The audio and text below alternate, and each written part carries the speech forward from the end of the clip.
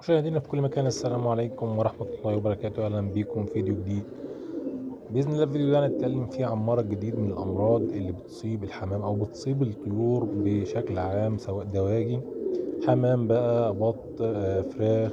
زي ما انتم شايفين كده قدامكم، ده مرض من أحد الأمراض اللي بتصيب الطيور، بالذات في الحوالة الطقسية ما بتكونش كويسة.